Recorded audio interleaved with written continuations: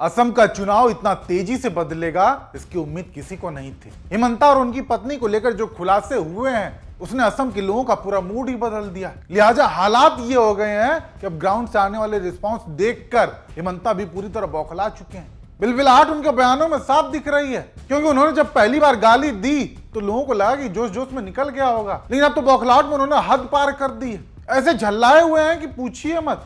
आप खुद देखिए और नोटिस कीजिएगा हिमंता की बॉडी लैंग्वेज। कौन है ये खड़गे? क्या लुका छुपी का खेल है? असम, अरे कहाँ असम पुलिस को नहीं जानते, पाताल से भी उखाड़ के ले आएगा। देखा आपने, कहीं से भी आपको इनकी मानसिक स्थिति साधारण लग रही है? अताल पाताल कौन है खड़गे पूरे हिले हुए हैं, और इसकी वजह पवन खेड़ा द्वारा किया गया खुलासा जिसने पूरा चुनाव ही बदल दिया है। और शायद इस गणित को अब अमित शाह और नरेंद्र मोदी भी भांप चुके हैं, क्योंकि कोई भी अब हिमंता के बचाव में आगे आने को राजी नहीं है। हिमंता अकेले पड़ चुके हैं और इसी के चलते उनकी बौखलाहट और भी बढ़ती जा रही है। उन्हें समझ नहीं आ रहा है कि करना क्या है और बोलना क्या है। नहीं तो आमतौर पर आप देखेंगे कि जैसे जैसे वोटिंग नजदीक आती है नेता अपने बयानों में संयम बरतने लगता है ताकि मुंह से कुछ गलत ना निकल जाए, लेकिन यहाँ तो मानो हिमंता अपना आपा ही खो चुके हैं। पहले खेरा को पेलूंगा, फिर खेरा से नाम निकालेगा तो बाकी को पेरा बनाऊंगा। पवन खेरा बन जाएगा पवन पेरा। मैं इसको ठीक से पेलूंगा। पवन खेरा एक गंदू आदमी है। भाषा देख रहे हैं आप इनकी?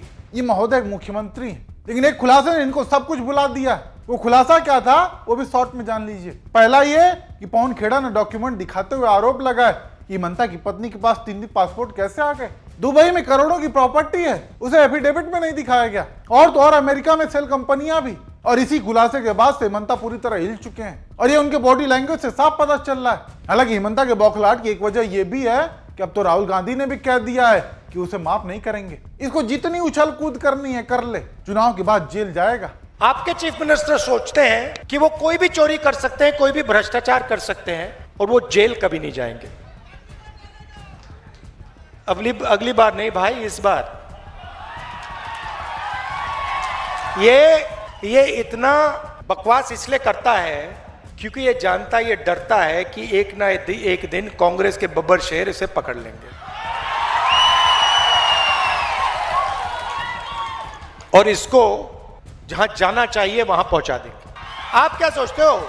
ये दिन भर जो बोलते रहते हैं, ये रात को सोता नहीं है, रात को इसको नींद नहीं आती है।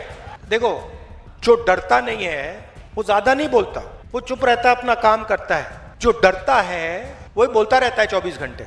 इसको बहुत टाइम मिलेगा बोलने के लिए जेल में, बहुत टाइम मिलेगा। 10-15 साल इसको जेल में बोलने का टाइम मिलेगा। सुना आपने? राहुल गांधी के ऐसा कहने के बाद हिमंता के पास कोई भी चारा बचा नहीं है, क्योंकि एक तरफ बीजेपी इनसे पल्ला झाड़ रही है और दूसरी तरफ कांग्रेस ने जेल भेजने की पूरी तैयारी में लगी हुई है, क्योंकि हिमंता ने कांग्रेस अध्यक्ष मल्लिकार्जुन खड़गे को गलत बोलकर अपनी बहुत बड़ी फजीयत करा ली।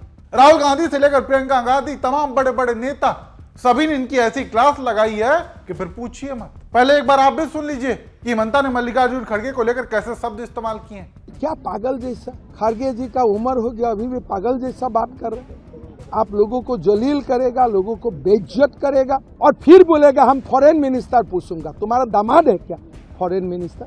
हम अलग दुनिया से आए हुए बंदा हूँ। ये खड़गे आड़गे हम प्यार भी नहीं कर पाए। सुना आपने?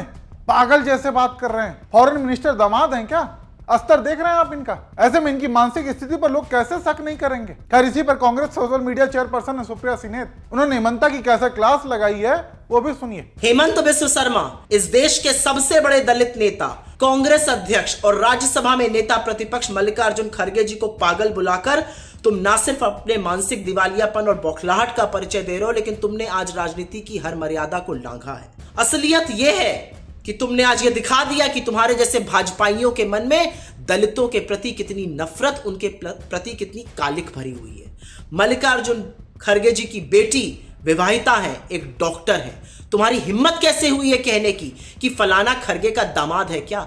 यही ओछी सोच और यही नफरत के चलते तुम दलित नेता के खिलाफ बकवास करते हो। एक बात याद रखना, जितनी तुम्हारी उम्र नहीं है ना, उससे ज्यादा खड़गे जी का राजनीतिक एक्सपीरियंस है। अपने लगन के बल पर, अपनी निष्ठा के बल पर, अपनी मेहनत के बल पर एक साधारण मिल मजदूर का बेटा ब्लॉक प्रेसिडेंट से कांग्रेस अध्यक्ष बना है। 9 बार के चुने हुए विधायक हैं, 3 बार सांसद बने, राज्य में और केंद्र में मंत्री रहे, कांग्रेस के अध्यक्ष हैं और आज नेता प्रतिपक्ष हैं।